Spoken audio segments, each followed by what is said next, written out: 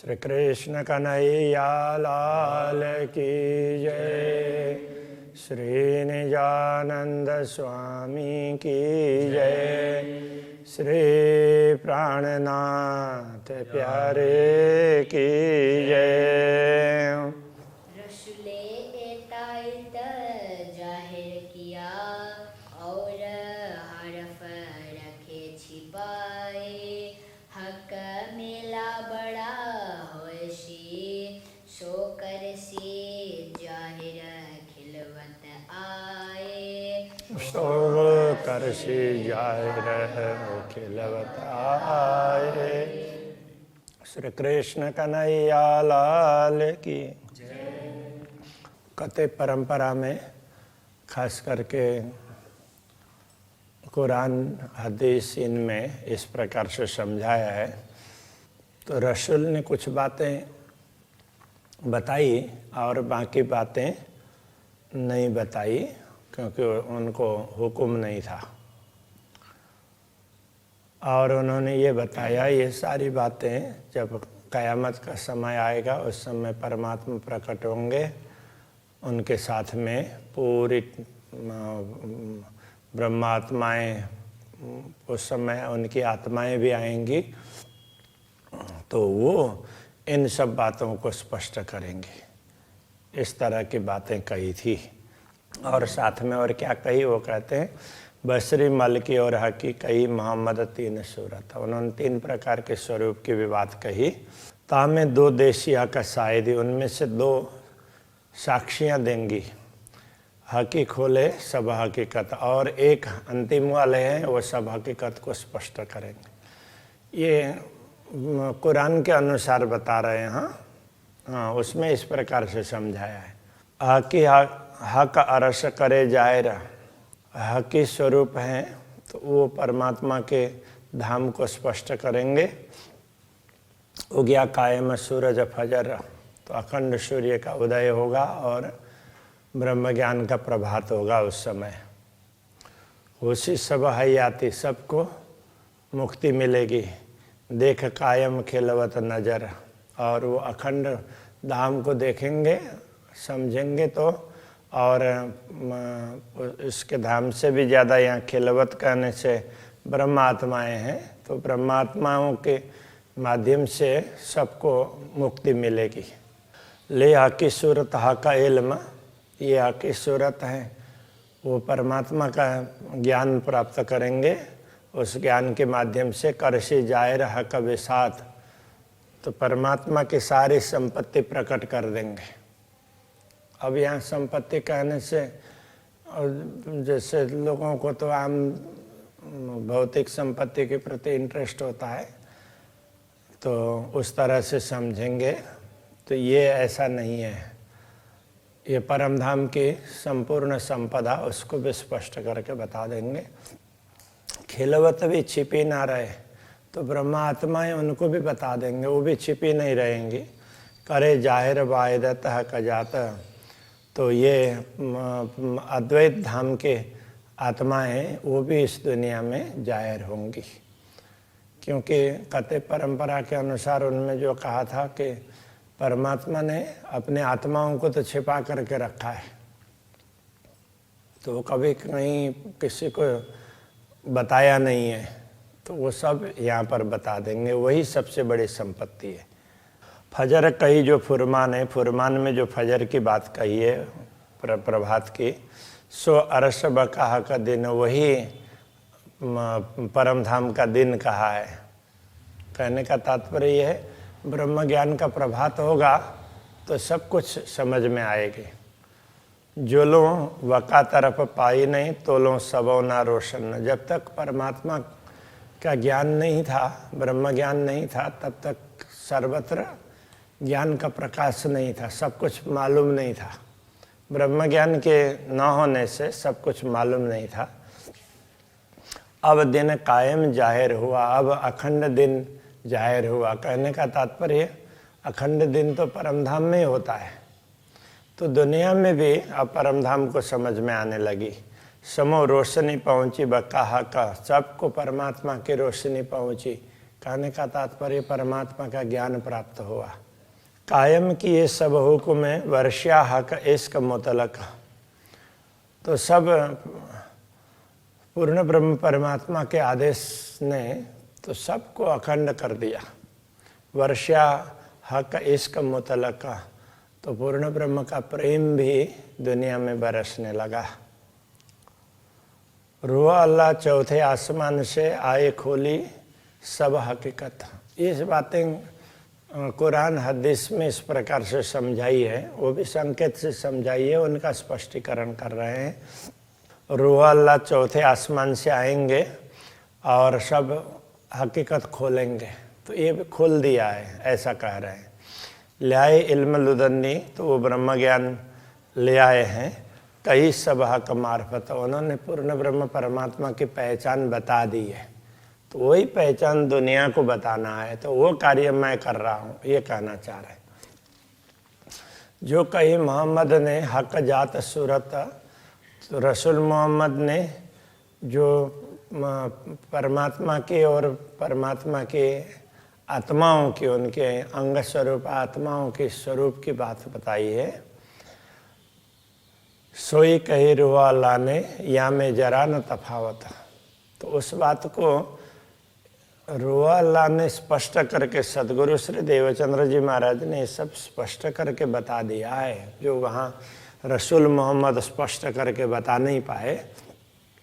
उन्होंने सूरत है ऐसा तो कहा, तो कैसा है किस प्रकार से है ये सब समझा दिया, तो इसमें कोई अंतर नहीं है। जो अमरद कया मोहम्मद, मोहम्मद ने जिसको अमरद स्वरूप कहा, सो अमरद सूरत, सोई कई इसे किशोर सूरत, उनको किशोर स्वरूप ऐसा कहा। और सब चीज़ें कई बराबर, तो जो रसूल ने जिनका उल्लेख किया था उन सबको स्पष्ट करके बता दिया। दो मकान हादी उम्मत, तो दोनों मकान कहने का तात्पर्य नूर और नूर तजल्ला, इस तरह से कहा। तो वो परमधाम और अक्षरधाम की बात बताई, श्यामा जी और ब्रह्मात्माओं की बात बताई, तो ये सारी बातें स्पष्ट करके समझा दी। हौज जो ये बाग अरस के, जो कछु अरस विषात, परमधाम में ताल है, नदी है, बाग है, ये सारी बातें बताई थी परमधाम की सामग्री। सतगुरु ने उन सबको हमें दिखा भी दिया। कहूँ केती अरस साए दिया, परमधाम की कितनी साक्षी बताएं। इन जुआ कहीं न जाता, इस जुआ के द्वारा उन सबको बताया नहीं जाता है। बरकत कुंजी रो अल्लाह हुआ बेवरा तीन उम्मत, ये कुंजी तारतम ज्ञान, इसकी बरकत, इसकी क्षमता क्या बताएं। रो अल्लाह जो कुंजी ले आए हैं सदगुरु श्री देवचंद्र जी महाराज, तारतम ज्ञान रूपी चाबी लाए हैं, तो उसकी क्षमता की क्या बात करूं। इससे हुआ बेवरा तीन उम्मत, उससे तो तीन उम्मत, ब्रह्म सृष्टि, ईश्वरी सृष्टि और जीव सृष्टि, तीनों का विवरण प्राप्त हुआ है। पूरी उम्मीदें सबन की, तो इस प्रकार तो उन्होंने ब्रह्म सृष्टि, ईश्वरी सृष्टि और जीव सृष्टि की बात बता करके सबकी उम्मीद का तात्पर्य सबकी चाहना पूर्ण कर दी। परमात्मा प्रकट होंगे बता रहे थे, तो ये प्रकट हो गए हैं ऐसा करके सदगुरु ने समझा दिया। सो तो अब जाहिर भय सब विद वतन सहित, ये बताया। तो वो कहते हैं वो अल्लाह ने ये सब बता दिया है। जाहिर होते हा कसूरत, परमात्मा के स्वरूप प्रकट हो गए हैं, तो उनके प्रकट होने पर सबकी इच्छाएं पूरी हो गई है। ले ग्वाही दो हादियों किया हक वर्णन, तो मैंने भी तो रसूल की बातें भी सुनी, देखी, पढ़ी, और सतगुरु ने जो स्पष्टता की है उनको भी पढ़ा, और सारे धर्म ग्रंथों को जो भी हमारे सामने प्राप्त हुए उन सबको पढ़ा, देखा। तो इससे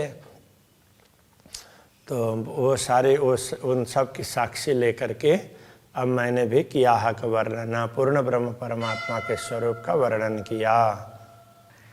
सब कौल किताबों के हक हुक्म किए पूर्ण, जिन जिन धर्म ग्रंथों में जो जो भविष्यवाणियाँ थी, पूर्ण ब्रह्म परमात्मा की कृपा से, उनके आदेश से सारी बातें पूर्ण हो गई है और उनकी स्पष्टता भी कर दी। वाहिदत अरस अखंड, असल नकल नहीं दोए। वाहिद का मतलब अद्वैत, अद्वैत परम धाम वो अखंड है, तो वहाँ असल ही असल है, नकल नहीं है। असल और नकल ये अलग अलग ऐसे नहीं है, वो असल ही असल है। घट बड़ा अरस में है नहीं, घटना बढ़ना नहीं है, जो जैसा है वो उसी रूप में है। बढ़ता हुआ तो दिखता है, बढ़ता हुआ का मतलब देखने पर और ज़्यादा आनंद मिलता है, तो वो बढ़ता हुआ लगता है, लेकिन किंतु वस्तु बढ़ती नहीं है। न नया पुराना होए, न नया न पुराना, ऐसा होता है।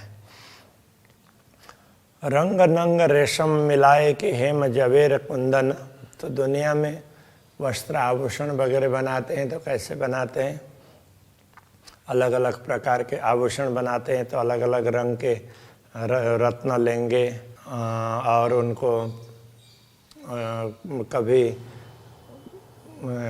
रेशम का तात्पर्य तो ये वस्त्र, तो इनमें तो अलग अलग प्रकार के रंग के रत्न अथवा तो वस्त्र वगैरह लेकर के, और फिर हेम जवेर कुंदन, तो हेम जवेर कुंदन, तो ये सब जवाहरात मतलब रत्न वगैरह ये सब लेकर के, सोना चांदी वगैरह धातु और धातु वस्त्र और उधर रत्न, ये सब मिला करके वस्त्र आभूषण बनाते हैं। इन विध बनावे दुनिया वस्त्र और भूषण, दुनिया में वस्त्र आभूषण ऐसे बनते हैं।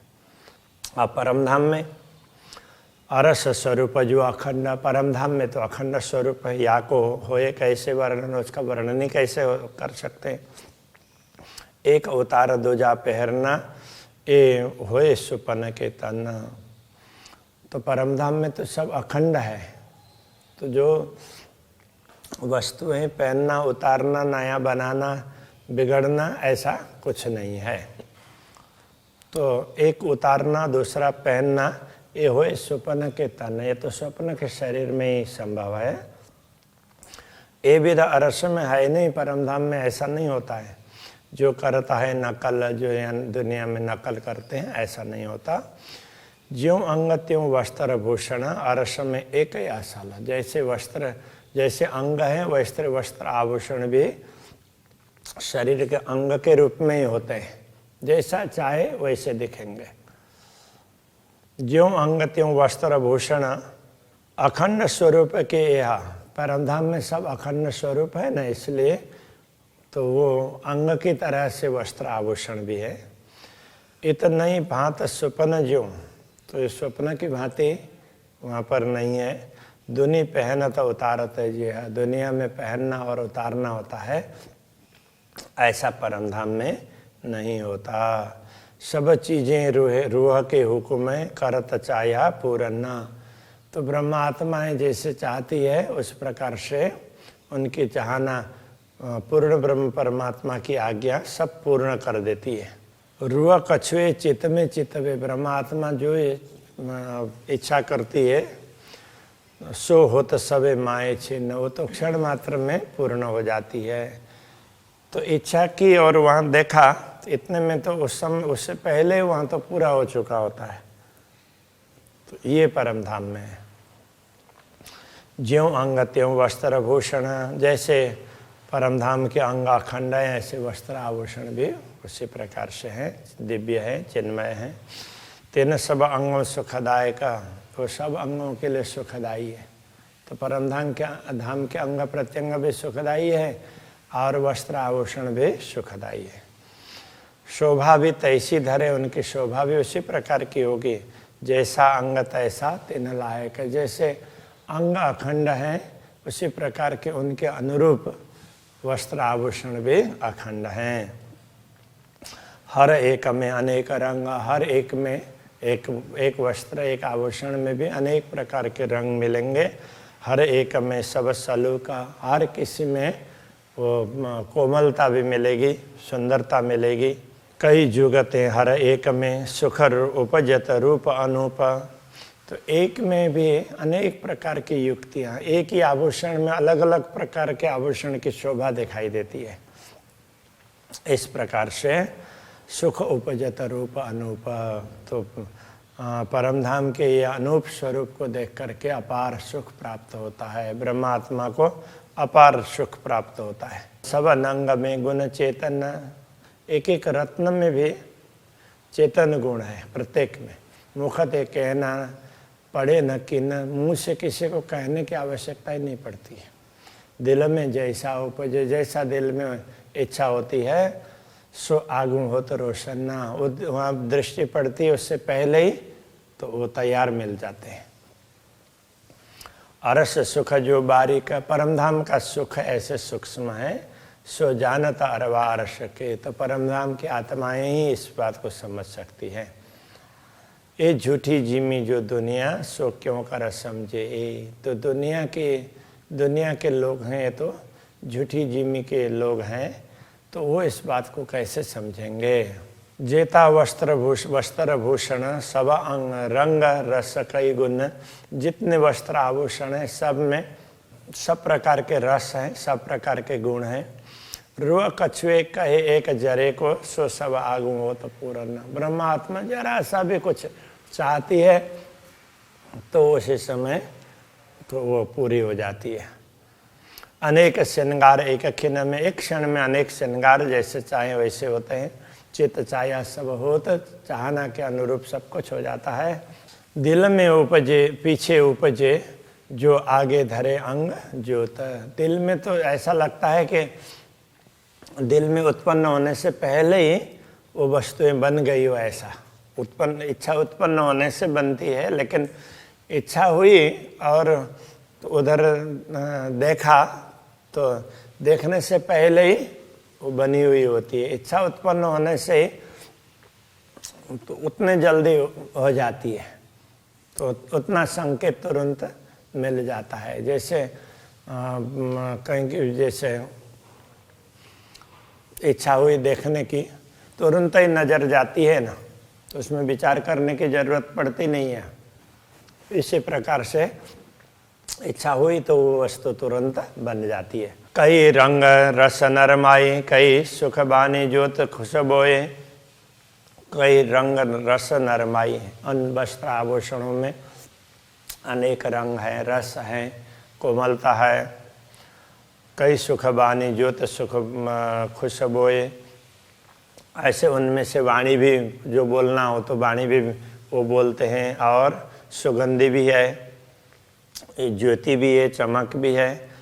ये अरस वस्त्र भूषण की क्यों कौन शोभा सलू की सोए। ये वस्त्र आभूषणों, परमधाम के वस्त्र आभूषणों की शोभा है, उनकी सुंदरता और उनकी शोभा की सुंदरता का क्या वर्णन हो सकता है। तो परमधाम की वस्तुओं का वर्णन नहीं हो सकता। इस प्रकार से यहाँ समझाया। तो महामती श्री प्राणनाथ जी ने कतिपय ग्रंथों की बातें भी कही, उल्लेख भी किया। तो उनमें खास करके अध्यात्म की बातें, परमात्मा संबंधी, परमात्मा के स्वरूप संबंधी उसी प्रकार की बातों को ही उन्होंने लिया, और उस समय के मुसलमानों को ये समझाने के लिए प्रयत्न किया कि देखो तुम हमारी ये कुरान है, यही अल्लाह कलाम ऐसा समझते हो, ऐसा नहीं है। इसमें सब कुछ नहीं बताया है, जो कुछ बताना था वो अभी आकर के बताया गया है। तो उस बात को तुम समझो, ऐसा समझाने के लिए प्रयत्न करते हैं। तो अभी यहीं रखते हैं। श्री कृष्ण कन्हैया लाल की जय।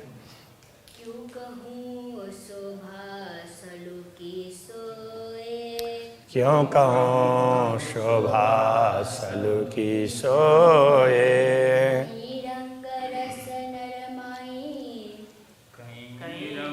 रस नरमाई, कई सुख बानी ज्योत खुशबोए। कई सुरबानी ज्योत खुशबोए। ए अरस वस्त्र रस वस्त्र भूषण की, क्यों कहूँ शोभा सलुकी सोए, क्यों कहूँ शोभा सलुकी सोए, कहूँ शोभा सलुकी सोए, क्यों कहूँ शोभा सलुकी सोए।